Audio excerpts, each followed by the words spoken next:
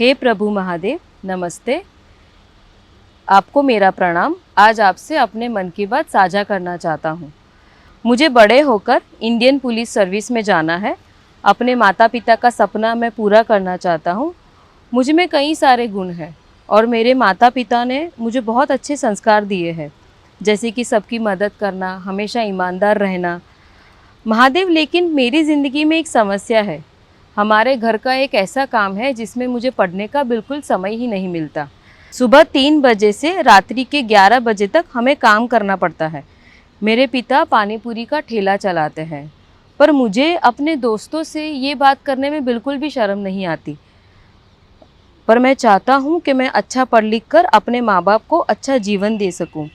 बस जीवन की मेरी मंजिल तक पहुँचाने में मेरा साथ देना। धन्यवाद। ये खत जो आनल ने पढ़ के सुनाया, एक ऐसे बच्चे ने लिखा है जिसके बारे में हम सोच भी नहीं सकते। नमस्कार, मैं गायत्री व्यास।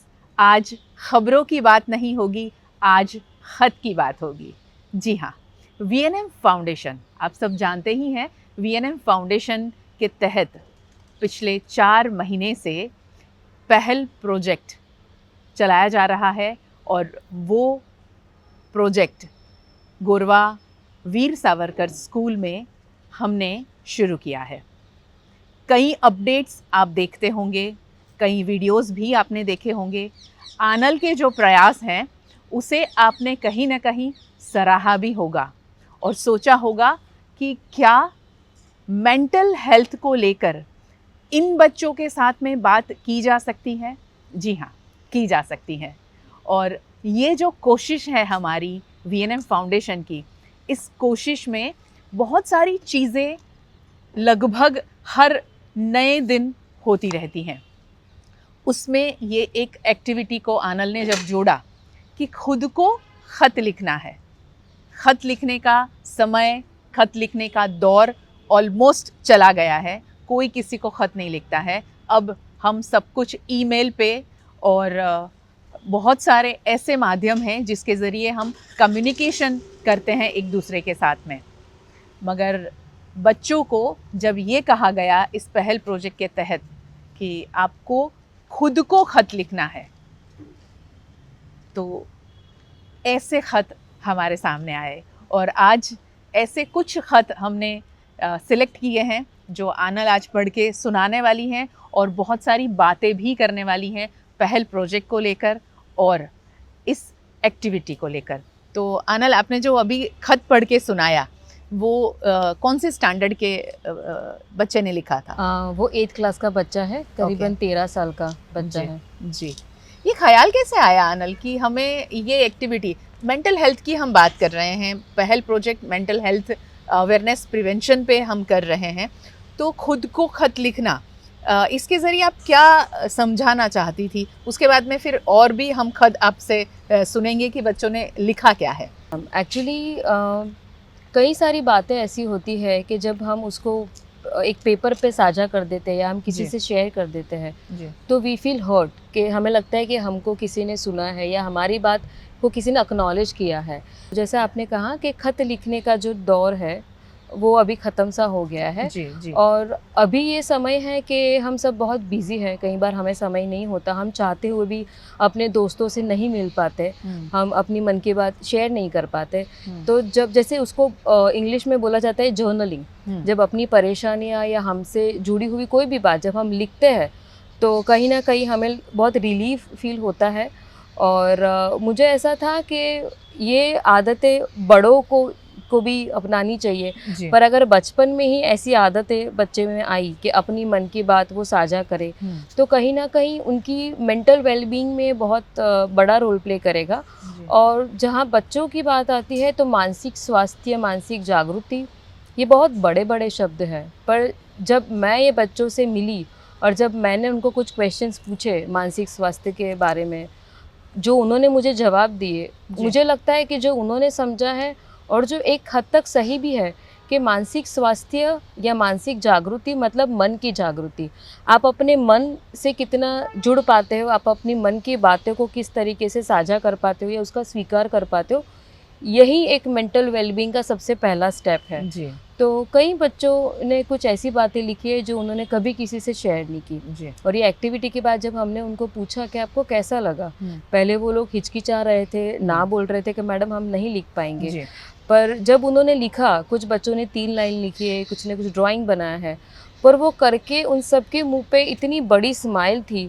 तो कहीं ना कहीं जैसे मैंने कहा ना कि जब हम अपनी समस्या को शेयर कर देते हैं तब बहुत हल्का महसूस होता है। हमें लगता है कि चलो एटलीस्ट समस्या का समाधान तो नहीं आता, पर कहीं ना कहीं किसी ने इसको सुन लिया है या इसको एक्नॉलेज किया गया है। राहत सी महसूस एक होती राहत है, सी महसूस है ना? होती है। तो Yes. अभी जो खत आप लेके और भी बैठी हैं उसमें एक चित्र भी बड़ा सुंदर सा दिख रहा है। Yes.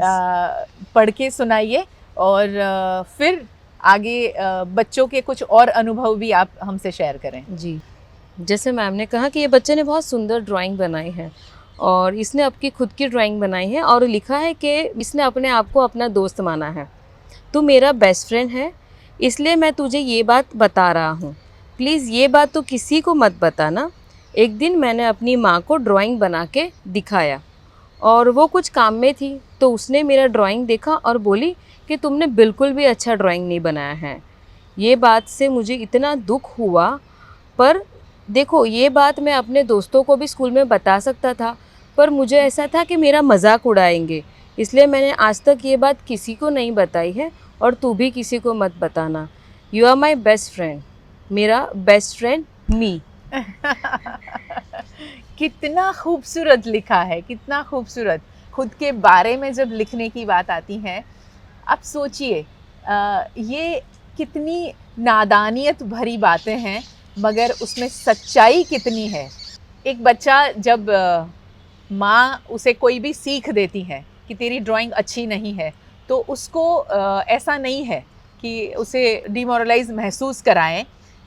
ये होता है कि उसे वो ज़्यादा अच्छा करें, और ये बच्चे ने वो गांठ बांध ली मानो कि वो बात को याद रखा और इस खत में उसने, इस लेटर में उसने मेंशन किया। आनल और भी खत लेके बैठे हो, उससे Yes. पहले मैं और बात जानना चाहूँगी कि आपको क्या लगता है कि आपकी जो उम्मीद थी कि हाँ बच्चे ऐसा अच्छा कुछ लिख पाएंगे, खुद के बारे में लिख पाएंगे, खुद के जीवन के बारे में लिख पाएंगे, खुद के कुछ अनुभव लिख पाएंगे, आपको लगता था जब आपने ये एक्टिविटी प्लान की और उनको बताया? वैसे तो सबसे पहले हमारा ये एक्सपेरिमेंट ही था, जी पर मुझे ये बहुत ताज्जुब हुआ ये देखकर कि जब, क्योंकि अभी हमारा ये प्रोजेक्ट शुरू हुआ है वीर सावरकर हिंदी प्राथमिक शाला में, जी तो उनके लिए टीचर्स एक्सपर्ट्स जो आ रहे हैं वो भी नए हैं, मैं भी नई हूँ। तो ये बहुत बड़ी बात है कि बच्चों ने बहुत बेबाक तरीके से अपने मन की बात को पेपर पे साझा की, जबकि मैंने उनको कहा था कि ये पत्र सिर्फ मैं पढ़ूंगी और मैं पढ़ूंगी। हाँ तो भी उन्होंने, कुछ बच्चों ने तो पेपर पे पीछे ये भी लिखा है कि मैडम ये सिर्फ आप ही पढ़ना, किसी और को से शेयर मत करना। तो कई सारी चिट्ठियाँ ऐसी भी है जो मैंने अभी अपने पास नहीं रखी। मैंने ये समझा कि वेदर यू आर अडल्ट और अ किड, कहीं ना कहीं हम चाहते हैं कि कोई हमें सुने, हमारी बात हम किसी से शेयर करें। जी और मुझे लगता है कि ये मेंटल वेलबींग और मेंटल फिटनेस का ये सबसे पहला स्टेप है। मुझे बिल्कुल भी मैंने एक्सपेक्ट नहीं किया था कि ये बच्चे इतना ब्यूटीफुली लिखेंगे, और हमने डिसाइड किया था कि जो सबसे बेस्ट जिसका लेटर होगा हम उनको प्राइज़ देंगे। जी पर एक नहीं, 5 नहीं, हमें एक एक क्लास में से 10-10 बच्चे ऐसे मिले जिनको हमने प्राइज़ दिया है, उनको अप्रिशिएट किया है। और ऐसा नहीं कि प्राइज़ मिलने वाला था इसीलिए उन्होंने लेटर लिखा, जी जी पर उनको प्राइज़ इसलिए दिया गया था ताकि जो उन्होंने ये विश्वास हम पे किया है या ये जो कोशिश की है वो कोशिश बरकरार रहे। और अपनी लाइफ में हमने बल्कि उनको ये भी कहा है कि ये जो आपको किट दी जा रही है, हमने उनसे जी। पूरी स्टेशनरी पेंसिल किट उनको गिफ्ट की थी, जी तो इसलिए दी जा रही है कि जब भी आप जैसे जैसे बड़े हो रहे हो, जब भी आपकी लाइफ में कोई समस्या आती है या कोई अच्छी बात है, तो आप उसको लिखें, किसी और से नहीं पर अपने आप से वो साझा करें।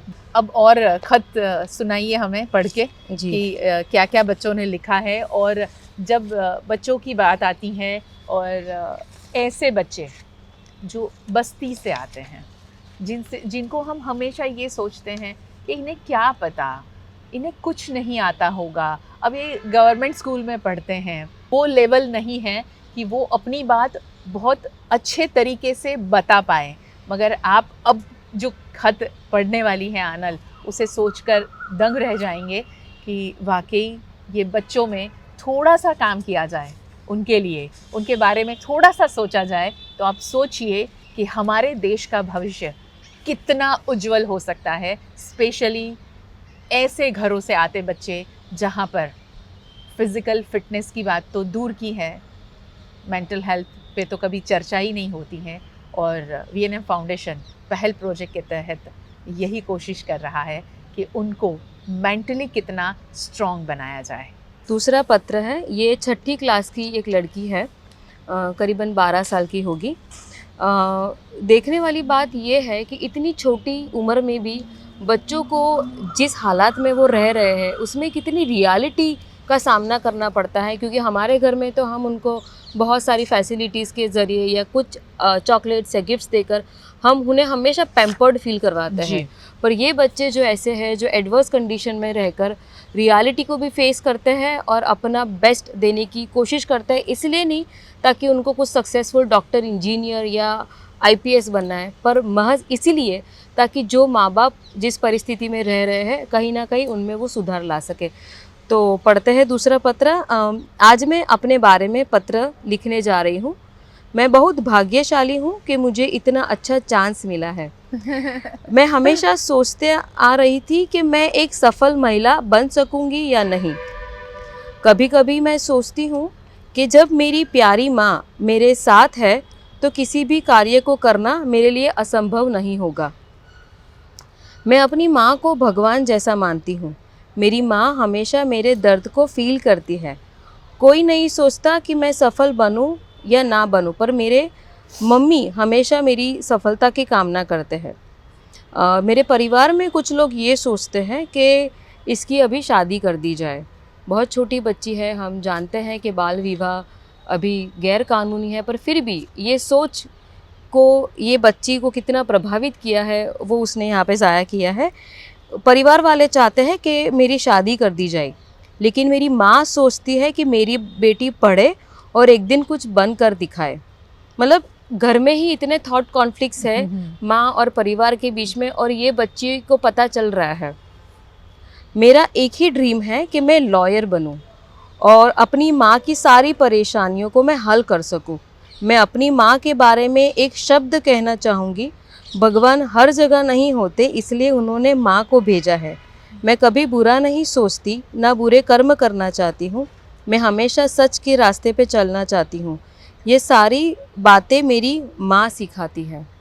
तो यहाँ पे ये पता चलता है कि ये जो उम्र है 10 साल, 12 साल, 13 साल, इवन इनके जो हैंडराइटिंग है इनसे ये पता चलता है कि ये बच्चों में कितना डिसिप्लिन है और उनकी सेल्फ इस्टीम कितनी हाई है, कि इन रिस्पेक्टिव ऑफ कि घर में क्या परिस्थिति है, क्या वातावरण है, घर में सपोर्ट मिल रहा है कि नहीं मिल रहा है, पर उनका जज्बा कायम है। क्यों? क्योंकि एटलीस्ट एक पर्सन तो ऐसा है कि जो उसके सपनों को मदद करता है, और वो है उनकी माँ। तो चाहे माँ गरीब की हो या पैसे वाले की, पर हर माँ चाहती है, माँ होती है और वो चाहती है कि बच्चा सफल बने। कई बच्चे ऐसे हैं कि उनके अक्षर अच्छे हैं, लिखावट बहुत अच्छी है, पर कहीं ना कहीं उन्होंने अपना दर्द महसूस किया है। जैसे एक पत्र में उन्होंने लिखा है कि मैं सब काम अच्छा करती हूँ, पर मैं किसी को पसंद नहीं हूँ, ना मैं स्कूल में किसी को अच्छी लगती हूँ, घर पे भी मुझे बार बार डांटा जाता है, पर मैं चाहती हूँ कि मैं अपने जीवन में कुछ बनूँ ताकि मैं सबको चुप करवा सकूँ। तो ये जो बच्चे हैं, जो मैंने ये पत्र पढ़कर और ये एक्टिविटी के ज़रिए जाना कि उनके माँ बाप, उनके टीचर और उनके दोस्त, वही उनकी दुनिया है। और it is very much important that how they are being treat at home and at school, वो उनकी सेल्फ इस्टीम और उनके कॉन्फिडेंट को डेवलप करने में मदद करते हैं। मतलब घर का वातावरण भी बहुत मायने रखता है, कि जैसे हम कहते हैं ना कि बड़े बड़े घर में बहुत सारी फैसिलिटीज़ मिलती है आज के ज़माने में, पर बच्चा गरीब का हो या पैसे वालों का, इम्पोर्टेंट ये नहीं है कि उनको कैसी फैसिलिटीज़ मिली जा रही है या कितनी सहूलियत मिलती है, पर उनको कैसा वातावरण मिल रहा है और उनको कैसे ट्रीट किया जा रहा है, that makes difference in the growth. बिल्कुल बिल्कुल। और पहल प्रोजेक्ट की कोशिश ही यही है, उनके सेल्फ एस्टीम को बूस्ट किया जाए और उनको मेंटली हेल्दी बनाने की जो बात है। तो मेंटली स्ट्रॉन्ग और हेल्दी तभी बच्चा बन सकता है जब वो इंटरेक्ट करें, एक्टिविटी में पार्टिसिपेट करें और इस तरह से अपनी फीलिंग को बाहर निकालने की कोशिश करें, वो बात करें, ये बहुत ज़रूरी है। आज हमने ये स्पेशली खत पर जो बात की है, जो एक्टिविटी हमने करवाई थी स्कूल में, वो आपसे शेयर करने की इसीलिए एक सोच आई कि जनरली बहुत सारे इंडस्ट्रीज़, बहुत सारे कॉरपोरेट सेक्टर या जो भी लोग CSR के तहत अपने फ़ंड को यूटिलाइज़ करते हैं, वो जनरली ऐसा सोचते हैं कि अवेयरनेस प्रोग्राम में हम फ़ंड नहीं दे सकते। अवेयरनेस प्रोग्राम से क्या होगा? ये होगा, अवेयरनेस प्रोग्राम से ये हो सकता है। और VNM फाउंडेशन की ये जो कोशिश है, ये जो पहल प्रोजेक्ट के तहत बच्चों को इस तरह से तैयार करने की कोशिश हम कर रहे हैं, उसमें कोई मशीनरी इंस्टॉल करके उनको सिर्फ वो मशीन मुहैया करवाई जाए, उनको वो फैसिलिटी मुहैया कराई जाए, वो कब तक काम लगेगा? जब तक वो स्कूल में है ना? स्टेशनरी अगर हम देते हैं तो जब तक वो स्टेशनरी चलेगी तब तक।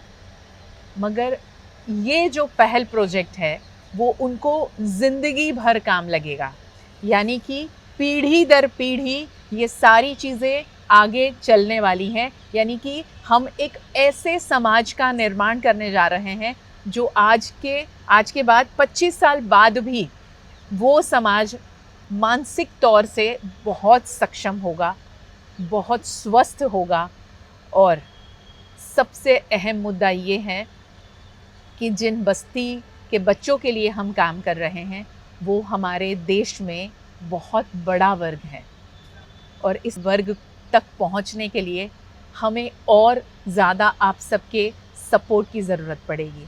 तो और ज़्यादा सपोर्ट के लिए हम यही उम्मीद करते हैं कि आप लोग इस VNM फाउंडेशन के पहल प्रोजेक्ट के साथ में जुड़ जाइए, क्योंकि NPSS यानी कि नगर प्राथमिक शिक्षण समिति के चेयरमैन ने हमें वादा किया है कि वडोदरा शहर में 121 स्कूल हैं, उन सभी 121 स्कूल में आप ये प्रोजेक्ट लेकर जाइए। इस प्रोजेक्ट के तहत बच्चों को इसी तरह तैयार कीजिए ताकि आने वाली पीढ़ी, ये पीढ़ी तो तैयार हो ही रही है, मगर उसके बाद आने वाली जो पीढ़ी है वो भी उतनी ही सक्षम और स्वस्थ रहे। तो आनल, ये जो एक्टिविटी है, हाँ, खुद को पत्र लिखना है, इसके अलावा भी बहुत सारी चीज़ें आप करते हो इस पहल प्रोजेक्ट के तहत, थोड़ा सा संक्षिप्त में कुछ बता दीजिए। मानसिक स्वस्थता से जुड़ी जो भी धारणाएं है या मान्यता है उसके ऊपर हम चर्चा करेंगे बच्चों के साथ। और ये जो एज है उनकी प्यूबर्टी एज जो है उसमें क्या क्या बदलाव आते हैं फिज़िकली एंड मेंटली, से उसके ऊपर भी हम चर्चा करेंगे। जब हम बच्चों के लिए जब बात करते हैं तो कई पेरेंट्स कंप्लेन करते हैं बहुत गुस्सा वाला है या ये बिल्कुल भी हमारी बात नहीं सुनती, तो वो मूड स्विंग्स का कारण क्या है, क्यों प्यूबर्टी एज में, जब टीनेज में जब बच्चा एंटर होने वाला होता है तो क्यों इतने फ्लक्चुएशन उसके मूड में आते हैं, उसके ऊपर हम बात करेंगे। तो बहुत सारे ऐसे विषय हैं जिनके ऊपर बच्चे भी इसके बारे में जानेंगे और जो टीचर्स है वो स्कूल के वो भी, और अगर उनके पेरेंट्स का सहयोग मिला तो हम पेरेंट्स को भी बुलाएंगे स्कूल में जी। और उनके साथ भी हम चर्चा करेंगे। और ये स्कूल में जैसे इंक्लूजन का कंसेप्ट है तो ये स्कूल में कई स्पेशल नीड बच्चे भी हैं जिनके लिए अलग से क्लास होती है, तो उनके लिए भी हम सेंसरी मोटर एक्टिविटीज़ करवाने वाले हैं ताकि उनकी भी जो डेवलपमेंट है उनमें भी कहीं ना कहीं हम हेल्प कर सकें जी। तो जब हमने ये प्रोजेक्ट शुरू किया या जब हम इस प्रोजेक्ट के लिए लोगों को अप्रोच करते थे, जैसे मैम ने कहा कि कई लोगों को लगता था कि क्या ऐसे बड़े बड़े विषयों पर बच्चे समझ पाएंगे या बच्चों के साथ बात हो पाएगी। पर जब हमने ये पत्र पढ़े या जब वो एक्टिविटीज़ हम करा रहे हैं और जिस तरीके का रिस्पॉन्स हमें मिल रहा है बच्चों से, उनको इतना अच्छा लगता है जब वो किसी को अपनी बात, मन की बात साझा करते हैं या कोई बाहर से मैडम आके उनको पूछते हैं कि बेटा आज तुम कैसा महसूस करते हो। तो ये बहुत रेयर चीज़ है। इवन हमें भी पूरे दिन में अगर कोई ऐसे जेन्युइनली पूछे आप ठीक हो ना, तो हमें लगता है कि एटलीस्ट समबडी केयर्स, किसी को तो परवाह है मेरी। तो कहीं ना कहीं बच्चे हो या बड़े, हम सब ये चाहते हैं कि कोई सुने या हमें समझे या कहीं ना कहीं अपने मन की बात साझा कर सके। जो लाइफस्टाइल हमने बनाई है उसमें मुझे लगता है कि ऐसे प्रोजेक्ट की ज़रूरत है and it's a need of the hour. मतलब ये तो अभी एक स्कूल है और ये कुछ बच्चे हैं। वडोदरा की म्यूनसिपल स्कूल्स की अगर बात की जाए तो टोटल 121 स्कूल है और 121 स्कूल में एवरेज अगर बच्चों की स्ट्रेंथ देखी जाए तो करीबन 500 से 600 बच्चे हैं एक स्कूल में जी। तो वैसे 121 स्कूल। तो अभी हम चाहते हैं कि बहुत सारे बच्चे ये पहल प्रोजेक्ट में जुड़े, पहल प्रोजेक्ट उनको कुछ बेनिफिट दे पाए, उनकी लाइफ में चेंज ला पाए। कई लोगों को ये भी प्रश्न होता है कि मैडम 2 या 3 महीने आप प्रोजेक्ट करके चले जाओगे, फिर क्या होगा, बच्चे तो कुछ याद नहीं रख पाएंगे जी, क्योंकि और भी जी। सब्जेक्ट्स उनको पढ़ने होते हैं। तो हमने ये भी डिसाइड किया है कि जो भी स्कूल में, जैसे हमने सबसे पहले ये प्रोजेक्ट वीर सावरकर कन्या शाला में किया था, तो सोमवार से गुरुवार हम वीर सावरकर हिंदी प्राथमिक शाला में ये प्रोजेक्ट करते हैं, जो दूसरी स्कूल है हमारी। और पहले जिस स्कूल में ये प्रोजेक्ट हमने कंडक्ट किया था, जो वीर सावरकर कन्या शाला है, तो हर शुक्रवार को फॉलो अप एक्टिविटी हम कन्या शाला में जाके करते हैं। जी। जैसे जो भी उन्होंने समझा है, मानसिक स्वास्थ्य के बारे में जाना है, वो उनको हमेशा याद रखे और वो अपनी डेली रूटीन में या रोजिंदा जीवन में उसको वो उतार सके और वो उसको रिलेट कर सके। तो फॉलो अप प्रोग्राम के तहत बच्चों को यही याद दिलाया जा रहा है कि आपने क्या क्या सीखा था और क्या क्या अपनाया है और उससे क्या क्या आपको महसूस हो रहा है, वो सारी चीज़ें हम पूछते हैं। तो बस ये जो ख़ास आज बातें हमने की हैं, खबरों की नहीं, ख़त की बात हुई है, पहल प्रोजेक्ट के बारे में हमने आपको सब बताया है। तो VNM टीवी पर आपने जिस तरह विश्वास किया है, VNM टीवी के साथ में आप इतने सालों से, 25 सालों से जब आप जुड़े हुए हैं, तो VNM फाउंडेशन के साथ भी जुड़ जाइए, इस पहल प्रोजेक्ट में सपोर्ट कीजिए। स्क्रीन पर आप जो नंबर देख रहे हैं उस नंबर पर आप कांटेक्ट कर सकते हैं। जो ईमेल आईडी आप देख रहे हैं वहाँ आप हमें मेल के ज़रिए कांटेक्ट कर सकते हैं, मेल कर सकते हैं। आप हमसे कैसे जुड़ना चाहते हैं आप ज़रूर हमें बताइए। और आनल और पूरी जो टीम है हमारी एडवाइज़री कमेटी की, VNM टीवी की टीम उनके साथ में जुड़ी हुई है, उसी तरह आप सब भी हमारे साथ में जुड़ जाइए इस पहल प्रोजेक्ट के तहत। अनिल, और कुछ कहना चाहोगे आखिर में? बस मेरी यही सबसे अपील है, अगर आपकी कंपनी है और आप कोई CSR फंड के थ्रू हमें सपोर्ट करना चाहते हैं तो आपका एनुअल फंड भी हमें स्पॉन्सर कर सकते हैं। अगर आप CSR के अंडर नहीं आते और आपकी कोई कंपनी है जिसमें आप चाहते हैं सोशल कॉज के लिए आप कुछ ना कुछ डोनेट करें, तो आप पूरा प्रोजेक्ट जो है या 2 महीने का या पूरा साल का, तो उसके लिए भी आप डोनेट कर सकते हो। VNM फाउंडेशन में आप हमेशा जुड़ने की चाहत रखना, जैसे VNM टीवी के साथ में जुड़े हैं। VNM टीवी का चैनल तो आप हमेशा देखते ही आए हैं। आपने VNM टीवी का यूट्यूब चैनल सब्सक्राइब कर ही लिया होगा क्योंकि आप VNM न्यूज़ देखते हैं। अब VNM फाउंडेशन का फेसबुक पेज है, इंस्टा अकाउंट है, उसे फॉलो कीजिए, लाइक कीजिए और हमारे साथ में जुड़ जाइए इस पहल की कोशिश में। आपकी कोशिश भी हमारा हौसला बढ़ा सकती है। नमस्कार।